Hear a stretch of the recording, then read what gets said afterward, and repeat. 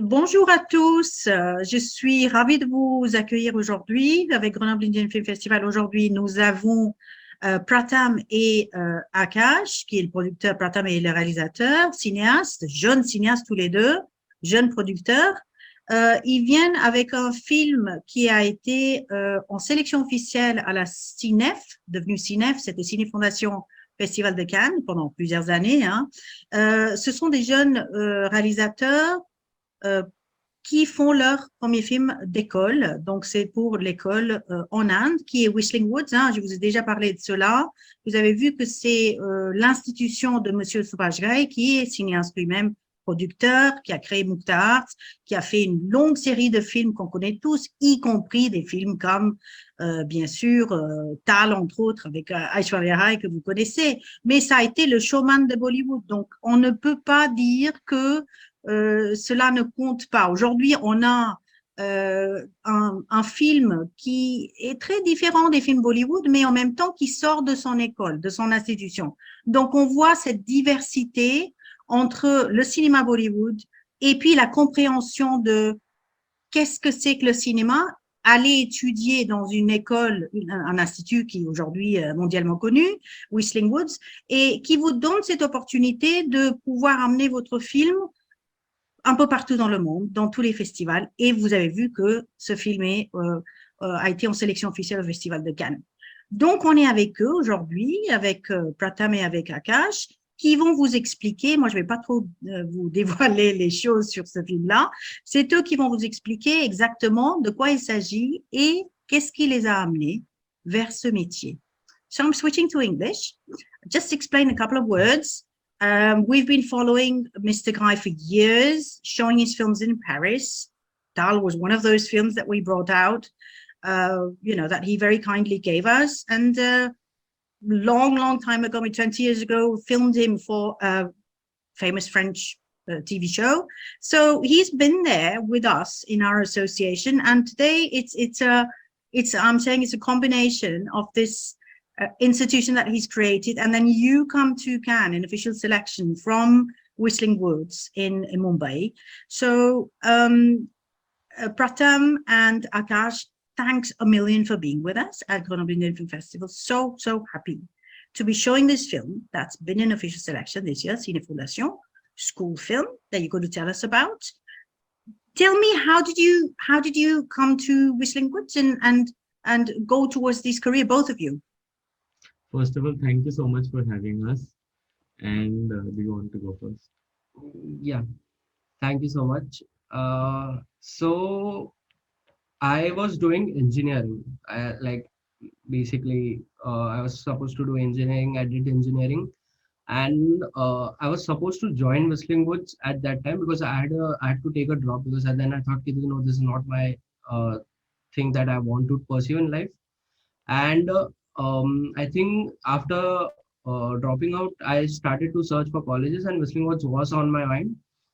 But it was too late. I think it was till I dropped out. I think it was September. So Whistling was not taking in students that time. So then I did my BMM, mass communication from Thakur College, and it was there in my head. I want to pursue producing. And after 3 years of my bachelor's, I applied for Whistling Woods. And 2 years, it's been a very great institute. I think I have learned all the aspects of filmmaking through Whistling Woods. Earlier I had very less knowledge about it, but after 2 years, it's been a great learning for me. So that's how I got into it. And for me, I think I also feel the same for Whistling Woods. How I got into Whistling Woods, though, was I was completing my high school from Melbourne in Australia, and that is when I had filmmaking was a very rare situation, but filmmaking was not a different selection for me. It wasn't the unchosen path. Like my family was okay with it. My father, in fact, encouraged me to do it. But while I was finishing my high school, he had this question of, so you want to get into the industry, the Hindi industry of the country, and so do you want to pursue filmmaking from here, or do you want to go back and Whistling Woods we all knew. So, but I think I chose Whistling Woods primarily because if you want, like we were discussing about how every country has their own cinema culture. It represents what the country's socio-economic situation is. So Bollywood, that term, or the Hindi film industry is a very Indian. The style of filmmaking is very Indian, and to only learn it in India is fair. It's only fair to do that. So that is when I chose Whistling Woods, and I gave the entrance though for both the colleges here and one in Melbourne. But we decided to go with Whistling Woods because of that particular reason. How is your experience at Whistling Woods, Pratham? My experience was the same. I think I keep talking about this with my friends also, or people who are joining Whistling Woods. There was this during our orientation week. One of our professors told us that if you want to really pursue filmmaking, because he said throughout the course of the throughout the next 6 months or 1 year, people are going to drop out of the college also, who understand that maybe this is not the calling for them, or they had a different idea of filmmaking in their minds. And he said for the people who really are sure right now that they will finish the 3 years in college, they should understand that they have to surrender to the faculty and go in with complete trust with whatever they're saying. And I think somehow that stayed with me that day. It could also be because it was a light day, but it's that stayed with me when I came back home. And throughout I completed my course for 3 years. I kept this in mind that okay, they are telling us to do this because of a reason. I'll understand what the reason is, and that sort of changed me as a human being, and in turn it shaped me as a filmmaker. In that sense. So I think it was that. I think that is the biggest learning that I would take from Muslim Woods. Yeah. Also to add, we started when Whistling Woods started. Semester one was all basic, so we made a first film on a handicap basically, and that time students were like, "Why are we shooting in handicap? Why are we not getting like good HD cameras to shoot?" And later, after 2 3 projects, one of the professors said, you are shooting in a handicap so that you end of the year you can go back to that film and you can see how much you have learned in all these 2 years that you Oh, have done. nice. That's so Yeah. nice. So that thing stayed with me. It's like every student in Muslim starts with basic. Even they come with somewhere, but they still make you start with the basic because every student needs to learn the basic. And after 2 years of the final diploma, they should know, okay, we started from and we have come in the next last 2 years we have come this long. So it's a very good learning that way. Now I'm just staying here for a couple of seconds because yesterday I did an interview and her film is also in our festival with Neelakshi Sengupta, Yeah. who's teaching at Whistling Woods. She said ad films. She does ad films, a course on ad films with Whistling Woods. So she's a teacher there. And she's also a filmmaker. And I said, it'll be interesting because I'm going to say this to Pratham and to Akash and tell them, you watch their film and they're going to watch your film. And then we'll do a Zoom much later with everybody who participated, plus all the other editions, okay, with other short filmmakers. And then we'll have a chat about, all the participants and things later in the year to see what how you're faring and your discussions about each other's films. I'd be very curious to hear, once you've seen each other's films, what you'd say. And her being in ad films and me discovering her film, thinking, this is a little unusual from what I'm used to seeing. But then when she gives her background, it makes sense. And when you give your background, then things come up and they make sense. Now, give me that moment where you hear about your film in Cannes. So how did this happen? What do they do? How do they phone you and tell you? So they sent me an email because I think while submitting the email that we put was mine, and I was in Kashmir in India, shooting another feature with a friend of mine from college, and we I received that email, and it was just an off day, and we were roaming around the markets, buying some stuff for the winters and everything. And I get an email and I suddenly call them up. I call my DOP Nikhil, Akash, and I'm like, I'm freaking out. I don't know what this means. And Akash being the most logical in our group, and the sensible the sage, producer, the wisdom. He's like that wise, he's like that wise guru you have. Calm down, it's nothing. We'll figure it out. Because at that time it wasn't a confirmation letter, it was still about some questions that the festival director had if it was a college project and in what and all that. And Also, just that he liked the film and some questions. Yeah, so Akash said maybe she's just like the film, calm down. He was trying to calm himself down also because that's how he works. And then he's like, okay, right, answer them and all of that. And I answer them and I cut the call, not thinking anything, not hoping for anything. And within 5 minutes, I get the confirmation letter and I call them up again. And we're all out of wits, unable to, because obviously while making, we never even gave it a thought, we never, because that is also not why we were making the film in the first place. Of course. But we were making the film for the story. It's everybody. I think the biggest reason why NAUHA works for so many people is the fact that behind the camera, everybody in the crew related with the content of it, related with the story, and understood and made it their own. I think that was the biggest reason. So the announcement was even more when you do a project, for the lack of a better word, and you get appreciation for that. It's limited. The happiness is limited. But when you are saying something and you get appreciated for that you never saw coming, it's just incredible. So I think at that time we were all wondering why are we not together, because I was in Kashmir and all of that. But yeah, that was, I think, one of the most surreal days of our lives.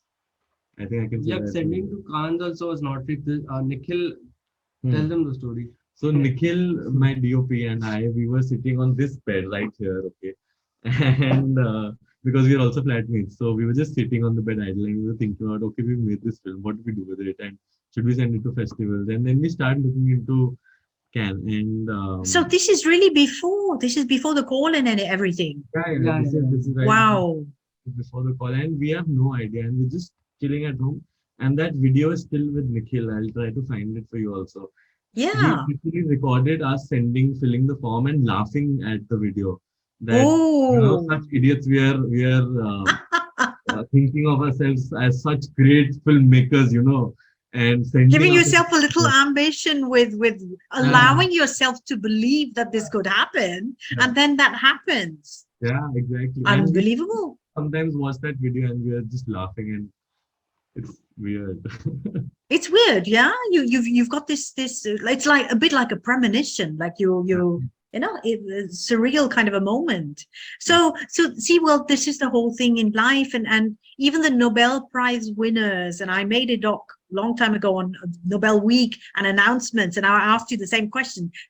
Those guys, they do their research. Yeah. They couldn't be bothered, you know. Yeah. And when they call, they're so surprised. Yeah. And they've changed our lives. Yeah. They've changed our lives because these are people who've invented chip, and semiconductors and just revolutionized everything that we see in our daily lives. True. So, but you've also got this aspect in cinema where now we're seeing worldwide with Godard passing, how attached we are to this mode that is every day on our television and in our lives, and while we're eating, while we're in love, while we're meeting new people, every phase, every music is attached to something, because we're emotional beings. And cinema is all about that. And we're discovering now with Godard. I watched À bout de souffle last night again for, I don't know, I haven't counted the number of times I've seen it. And I was like, I felt the urge. It was my way of saying goodbye, like that this final moment in this very special moment. And Godard was not always, admired or loved or appreciated. It was a difficult person, but see, this brokenness or this violence is also part of what we have to take and what you're going to put out in your stories, if that is your vision. Yeah, definitely. So you get to this, and then you find out, and then this particular story. Okay, how do you come with the idea of this story? Is it like brainstorming, all of you, or is this your idea, Pratham? So it actually sprouts from a real incident that happened in my life, right when we were supposed to start writing our diploma projects, our final year thesis films. And so it kind of was inspired by this relationship that I shared with one of my best friend's father in Delhi, and how he was ill and I was taking care of him and all that. And Lavina, who's the writer of NAUHA, along with me, we were both brainstorming our ideas, okay, thinking of characters, thinking of situations, and just at the very, very initial stage. And so nobody's on board right now. None of the other crews are on board. It's just me and Lavina. And during that time, this unfortunate event happens. And I come back and I talk to my professor about it. But we were already contemplating on the as death as something that the story will revolve around. That is the only gut that we stayed on from the beginning. And then this happened, and then I kind of looked into it. I was writing drafts of another story, this relationship between two sisters and all of that. One out of which is ill, and it was just one of those moments where the ketchup wasn't coming out of the bottle. I was trying too hard, it just wasn't coming. And that is when this happens, and I talked to my professor about it, and he's like, "Why don't you try and go ahead with this?" And I come back home, I talk to Lavina, and we are contemplating of whether it is a good idea to do that as a real life incident, because it might be a story for me, but it's my best friend's reality, and I can't suddenly just be right. It's a little sensitive, all this. Yeah. So I think for 1 week, 10 days, we were still thinking about it, what we should do with it, and should I talk to Amit, my best friend, and how should we change the story or just completely get rid of it? And that is when we started giving the other idea a thought of, can we somehow have the same story but change the characters, add some tweaking and all that. And at that point, I asked Amit, and he was more than happy, because in his mind it was more of a as a last tribute to his father, in that sense. When the film ends, also that's why we've written in loving memory of, because it's more of his story also as much as it is mine. So we developed characters after that. The characters got different. It became an old man and a caretaker. And I think the fact that the pandemic happened and we were writing and working again and again, I think the film kind of really made its own personality while at the scripting stage also. It made itself stand out as an individualistic story, which is not inspired from anybody. So I think it started from there. The crux of all of it is in 2018 when I was thinking and all of this was happening. But the reality of it is 2022, which is a film of its own. Yeah. Right. So let me just, when do you shoot? When did you film and shoot this? Feb 2020. 2021. After the first film, no? 2021. 2020 we started, pre-production. Yeah, we started. So we were supposed to shoot it before the pandemic. Actually, when the pandemic wasn't supposed to happen, we were supposed to shoot in April, and we were all set for it. And then the pandemic just kicks in and we are on hold for another 6 months. We don't know what to do. Yeah. So we finally So got to it 1 year later. the fact that you're taking something so mature, because your action Yeah. in this very compassionate, you know, um, um, attitude that you had towards, you know, your friend, this is part of your life. This is part of who you are. Then the pandemic comes where everybody, and the most selfish of people, and I'm saying this carefully, deliberately, realize that we need each other and that we need to wear the mask for each other, be there for each other, be careful for each other.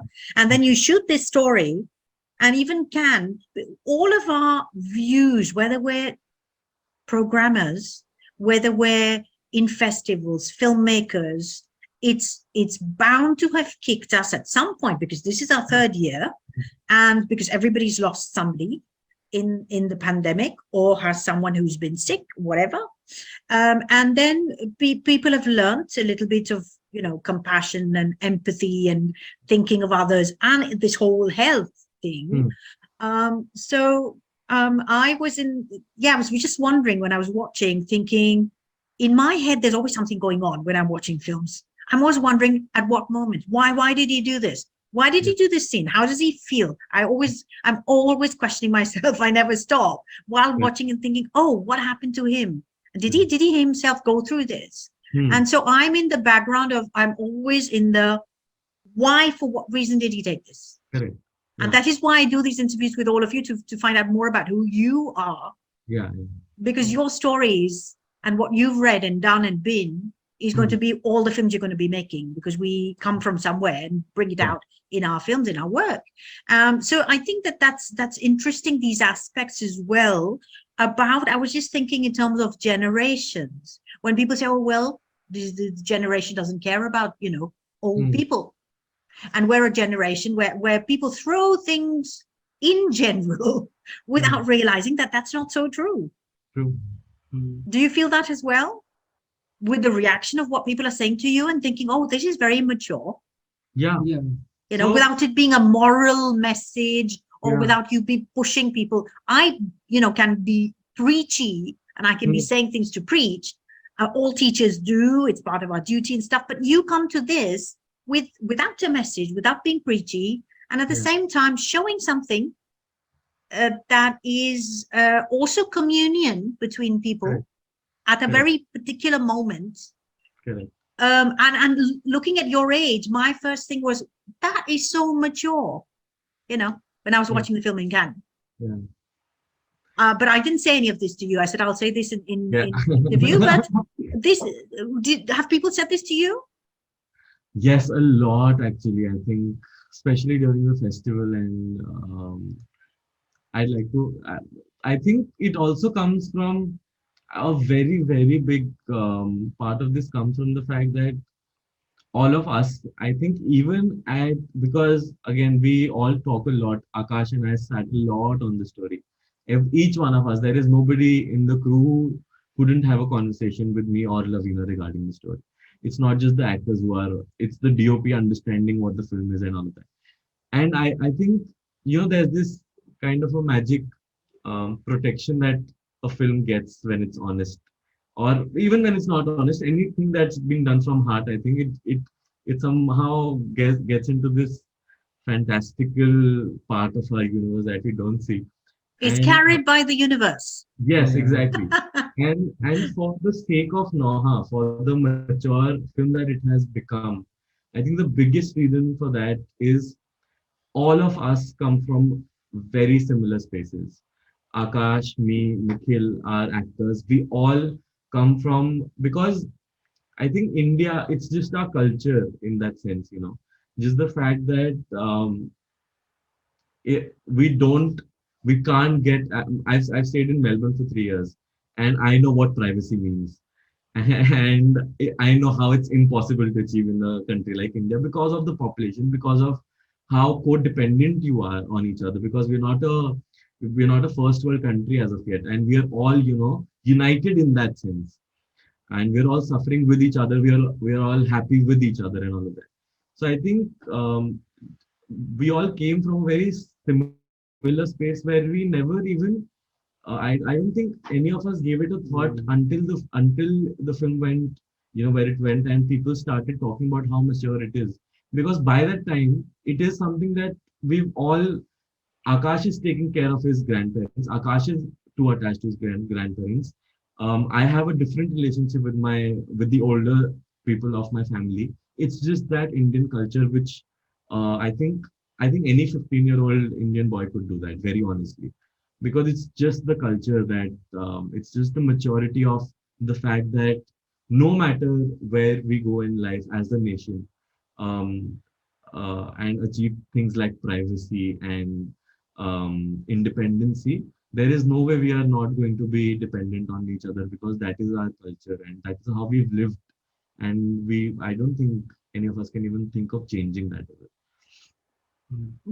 You also brought it with us without any in French, I can't find the English words, without it, it being a miserable side to things, or a tragic, or a, this how could I say, melodramatic side to it, without anything. You brought it very organically, very naturally, as if living, dying, these are phases in life, and it came with a certain purity. I don't know if people have said this to you, that just made sense when you see it. Things fall into place, and the actors are wonderful. So that all that helps, and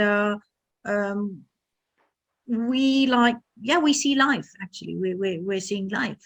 So. But coming from someone so young, this vision of seeing things, which now we understand that a little bit more about who you are as well, and how you all see things, is very interesting. Is quite interesting for also Westerners, for who having your parents kick you out of the house at 19 is normal, Okay, and the pandemic has brought everybody back home, sent everyone to go live with the parents, because they didn't have to pay the rents, because there was going to be the lockdown. So it's broken a few things that were so rigid and that we had accepted and that was taken, and people have realized, wow, it was nice going back and having mum make me my yummy food, and just being home and being online. Everything has been broken and changed, and we're taking it now, I think, easily. In the past, even being on Zoom, if the images were not good, we would say, no, never, this is not possible. Today, nobody cares. So it's broken all these barriers that were so strong in our heads, and all this blurring is interesting, whether it's in filming, and you've shown it in your film, or in life, in general. The other people in the team, how did they react? So the reactions for that you face in Cannes, how did they react to this? This was what they were expecting? This was what were there things that surprised you in the reactions? I think everyone knew that it's going to be, because after we shot it, I remember last day of shoot, me, Pratham, and the AD we were going together after the shoot, and I just asked Pratham ki, what do you think? Are you happy with the film? Whatever we were shot. Because for me, the narration that I had in mind that Pratham gave me, I felt we did almost justice to it when we shot it. So I just wanted the view from him after we shot on the last day. And Pratham said, yeah, I'm very much happy. Let's go on the edit, and I think we'll get a very good film. So I think the entire crew knew from the start that this is what is going to be and that's how everyone worked really hard for it. And I was not there on the first screening when the film was grown. I was traveling, I think. And I think the response was very good in college. I think from professors, from the students, current students that Ah, were right, right. talking. And that time only a lot of professors came to me and Pratham, told ki please send this to festival. It's a very good film, very mature, coming from a film school from the Singapore first time, and you should just try and show the world this way. So I think we from the script from the start we have been only getting positive response to it from the Good, group good, and good. And I like the soberness that there is, and there was a quality that, I would go back to saying like, this is weird, but this reminded me of what I see in Japanese and Korean cinema. Definitely, yeah. And that you took all the fancy stuff out and you left it very organic and extremely basic and simple.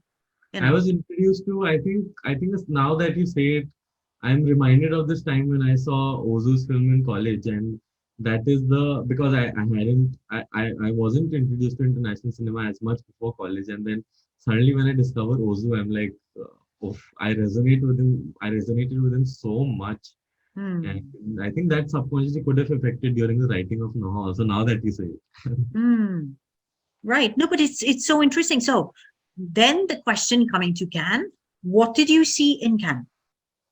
Apart from obviously being in your screening and having time and going and seeing other screenings for other films as well, you got to discuss. You're in this section, which is so interesting, bubbling with people from all over the world, where you discover different cultures and then their way of working and what they think, and obviously their traditions that are brought into the cinema.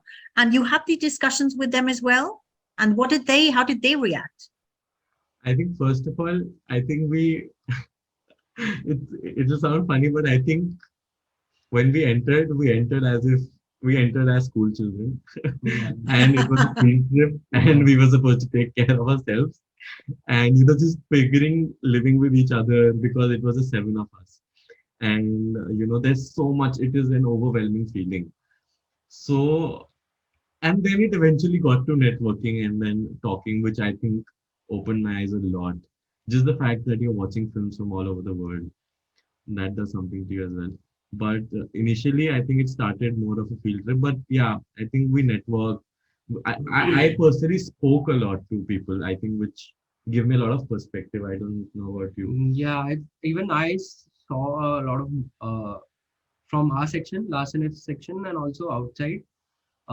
Gave me a lot of learning, I think, because I've seen from the section only there were so beautiful films, and which give you things that okay, we have to do much better now. Yeah. Like that it's a push for us. Okay, this is okay. We have made this, but I know we as a team can do much better, and we can come back with a very good film next year or in the next 2 years. So I think that was a major, and also getting to know how the film market works, and we just they went there just to see what our market is there from what country and how it operates, and everything gave us a very good learning, so that next time we go, even with NAUHA, there's any festival, we know how to go about things there and everything. So very, I think it was a very good learning for us as students. Yeah. Good. Because so us Indian cinema events, being there for like 20 years, but also accompanying, sponsoring filmmakers, also in official selection with whether it's Pyle, whether it's Saurav, being on your side whenever we see somebody's in official selection and they're film school students. For us, it's absolute free PR to go and help, advise. Obviously, Dimitra knows us, been known us for years now, and it's important for us to say, well, it's such a big jungle, and you can feel overwhelmed and lost. Just the buildings, just not knowing where to go, which side.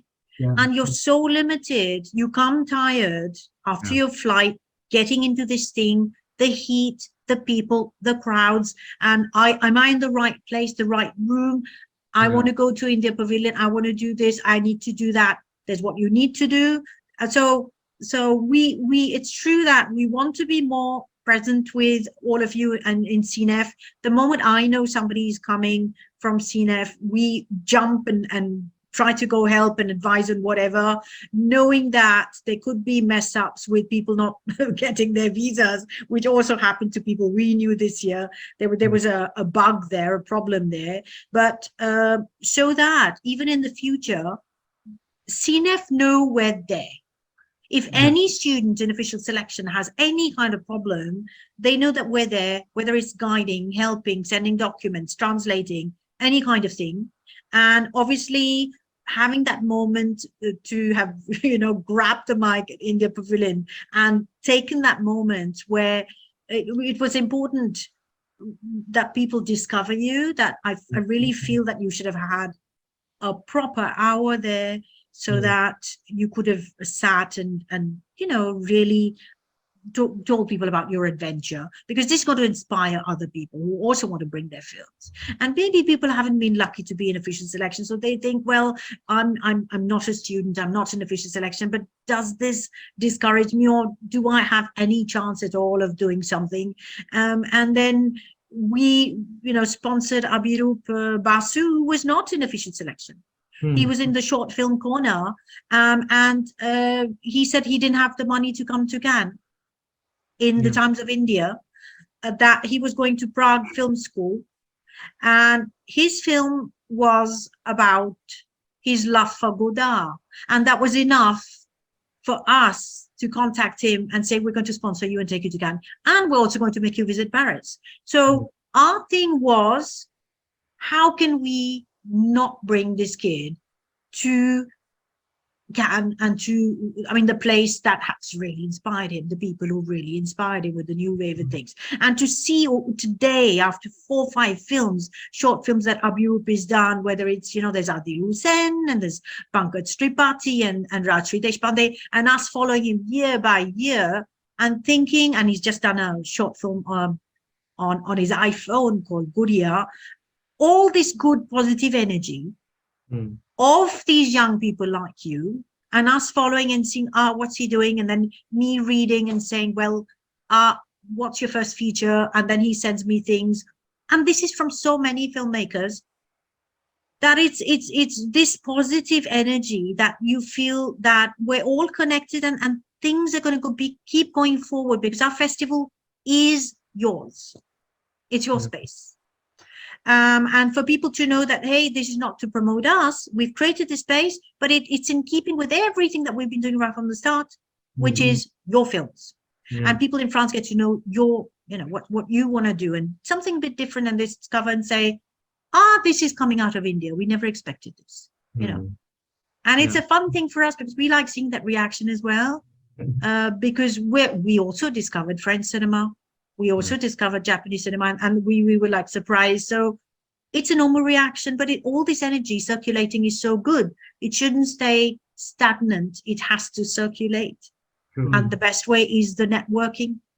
Best way is the networking. I'm not saying too much about the film. I want people to discover it. But so what's the next project? Knowing that obviously all this networking is now going to continue. You're going to keep coming to Cannes so that you can meet people, meet your producers, discuss first features, even apply to different sections of Cannes, like atelier, résidence, which Pyle has done. Maybe get selected in résidence and then come to Paris, prepare your work in a nice ambience and things. So that's going to be important, huh? Yes. So I think we were talking about the next project now. So I think very recently we've been talking, because we meet almost every day, and so we've been talking about whatever I'm going through or I'm thinking in my mind. And I think the best way to go ahead is again going back to the basics, which is we started NAUHA or whatever film before that, for the purpose of wanting to tell a story really eagerly. And right now, while we are, getting into the industry, also learning the logistics of the industry, we are balancing between doing that while also keeping our minds running, creative minds running. So I think I think it would still be a short film because it's been a while since we've made anything, and it's before we make something of a longer length. I think it's better to gain some experience with the logistics of the industry and to satisfy our creative needs, just get done with a short film that a runtime that we've dealt with before also, with obviously a different story and a new way of trying to say it. So that's where we are, I think. Right. And so one last thing, I mean, don't forget also that because of the you're going to be in your festival circuit, you're traveling, people are going to ask you about your film. And don't forget the embassies as well, because having had your film, Alliance Française, the embassies, these are the Institut Français, these are people who want to do things like this, and they want to show also Uni-France, or being part of France, having obviously Cannes. They've got their crowd who wants to see these films and who were not at the festival. So don't forget them. Be present to give them your film as well. If there's any kind of screenings, that we used to do screenings in Paris, lots of screening with different halls in Paris. We are going to start that again, and we'd love to. Also, if there's something going on with the Cinémathèque. Bayel's film was at the Cinémathèque as well. So these are things that do keep these in mind. Because all this helps circulate people to see your work. And Cannes itself is going to be traveling around the world. All the sections are traveling. So that's really beautiful and wonderful, from city to city, where people just get to see the whole selection. That's super, super interesting. Let's stay in touch. And it's really lovely having your film with us. And we wish you immense luck. And send you positive vibes for everything that you're going to be creating and doing, and have absolute hope that you're going to keep bringing us beautiful things. So have confidence, even if once you finish every project finished, that it's a totally different challenge, saying I'm doing a new film this time. Everyone's got Cannes in their mind. They're going to judge me for that. They're going to compare me with that. All we can say is that we've seen so many filmmakers over 20 years. We deeply care. We've seen that once they have that talent and it's opened something in them, that they have the courage to keep going. And we also wish and hope that you will have the courage to keep going and saying that I need to do better, not for something, but for myself, to push me forward, and to just keep testing and checking and seeing if this really is my calling, and if I'm made for this. Definitely. And if you've done this in the pandemic, then you're filmmakers, you're in the industry. If the pandemic didn't stop you, I don't see what could stop you. Yeah, definitely. And I was amazed and really happy to meet the whole team, your team. And I liked all the energy that you all have together, that laughing and joking, and the way you just took things, and the line that you said when you were on stage. Do you remember what you said? Me? Yes, before your film. That I try to understand life through death. Is that what I said? And then what else did you say? I introduced everybody from the crew, and then I said this line. I think I had too much of wine to drink that day, so I can't. You were actually not prepared. You were like, okay, can we go back to the hotel and you were nervous. You were nervous. I was actually enjoying the rain when the editor came and he was like, we got to get up on the mic and she's calling you. But thank you so much, ma'am.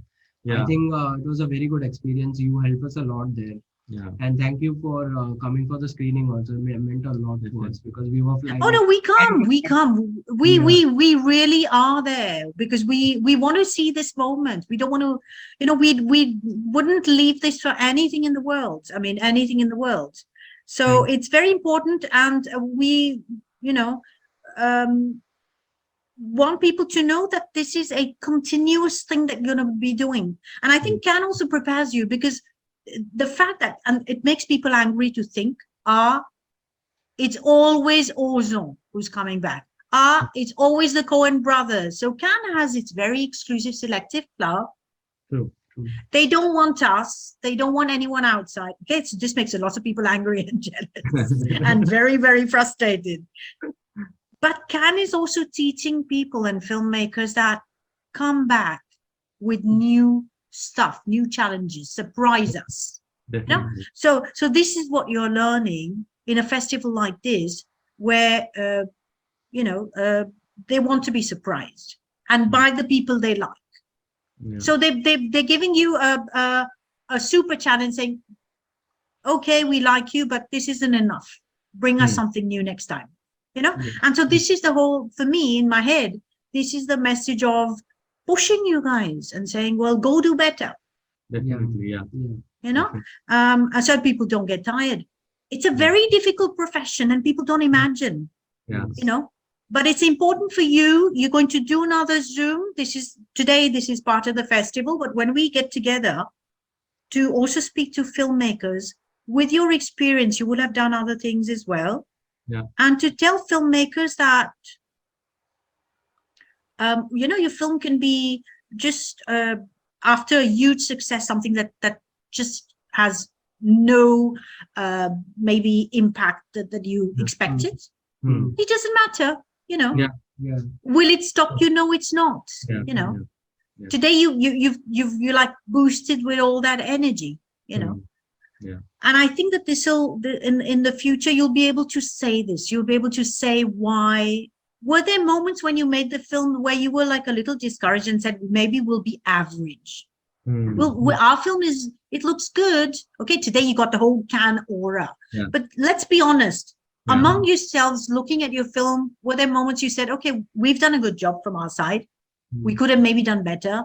Yeah. But compared to what we're going to see the other guys have done, Yeah. maybe, hey guys, we may be just average. Did you ever say that?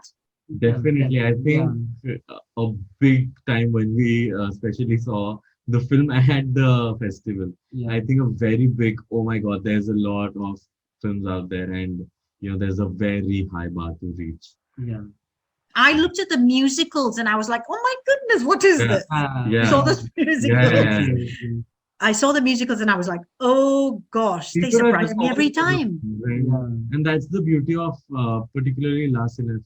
Like, because people are trying, people are being honest. It's a thesis film. It's like the most honest there. It's the purest there will be. Nobody knows you. There's no expectation because no one knows you. Nobody knows you. And you in your side as well. You could throw something there, disappear, and nobody knows you. They won't see you ever again. They won't even recognize you. Whereas once you become someone who people recognize and look up to, then you got to be careful everywhere you go, whatever you do, So the challenge of, the challenge of coming, being unknown and coming and surprising the world there is your big thing. Definitely. So and the musicals were like, they really surprised me. I was like, wow, what did they go and do? So this is the whole magic. And you were so lucky to be sitting and talking to these people. I'm saying this to you like I would talk to students in class, which is what I do. We exchange and we're close to be able to say these things, but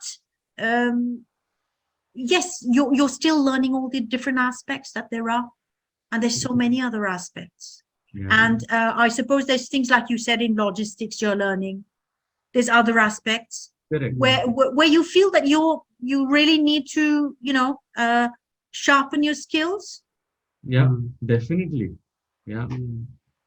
We all have to. I don't think we're ever going to stop learning and evolving as makers. We have to be able to survive as artists. We have to keep evolving. we can't be stagnant. And yeah, Akash, for you, for your team, what ambition have you got that, I mean, for you yourself learning, where do you feel that you need to bring in some more skills or more experience, or like you said with the festivals, the market, discovering the market? Yeah. I think I learned a lot through Cannes. So now we have to sit down when we go for our next thing. We have to see a lot of aspects because we there's a lot of festivals, right? There is a lot of festivals. We need to see what is the festivals that we want to target as filmmakers, because that I think we didn't do when we were sending NAUHA. So I think now I think we are going to do that from our next project. We are going to sit down and we will see, okay, this is what our film will want, and our film will target that kind of a particular audience, and this is why we think that the film should be shown. So yeah, I think a lot of learning and all. I'm learning a lot now. I'm freelancing for other projects as well. So there's a lot of learning outside of the industry, like to like get my own contacts, build my own contacts, so that future, if you want to be on board on a short film or a feature, then I have the uh, I have the people who I know I can contact to and make a film in a year. And So this is something that you have liked in terms of production? Is there something that has pleased you? You've liked doing this, enjoyed it? yeah. I have been, when I was joining this film, the only thing I had was producing, because earlier when I was doing my mass media of bachelor's in mass media, so we had this understanding cinema project that we had to do, and there we made a documentary about Kamatipura, and that is the time I think I realized, okay, this is what I want to do, and this is what I want to do, pursue producing in Whistling Woods, and this is what I want to make basically. So I've been clear from that time itself. And a documentary on Kamatipura? I think it's not out because we haven't got permission from the people that we have interviewed. So it's there, but we are not supposed to put it out anywhere. Right. So it was just a college project, so we just took it. It's a very sensitive topic, and we spoke to the people there, and they were like, please don't put it outside anyway, because it was a very sensitive topic. So yeah, so it's there with me. We are not supposed to put it outside anywhere. But how interesting. You went to something that is sensitive, which shows that you got courage. You're not afraid. It's important, these things. Okay. You're not in your comfort zone. It's so important to say, well, I'm not somebody who's going to be doing, filmmaking and stay in my comfort zone. That's already something. Okay. You gotta be doing different stuff already. Just saying that, So yeah, very, very interesting. This is super interesting. These things. Okay, follow this. I know this is the part that nobody likes, but unfortunately everybody has to do. Everybody, you got to have one person who does just that. So, but no, but it's essential. And then we're keeping an eye on what you guys are doing, and keep us informed. Keep us informed. Done. Okay. Done. Thanks a million. Thank you. Thanks a million. Lovely for participating, for being here. It was great chatting with you guys, knowing what you're up to and how you like working. So interesting. I'm sure people are going to discover this film and really be surprised, pleasantly surprised. And I think it's a lovely message. I think it's a lovely, without you wanting it to be a message, it's something lovely that people are going to discover. It's really, really lovely. Thanks a million, and see you soon. Yes, see you. Bye. Thank you. Bye.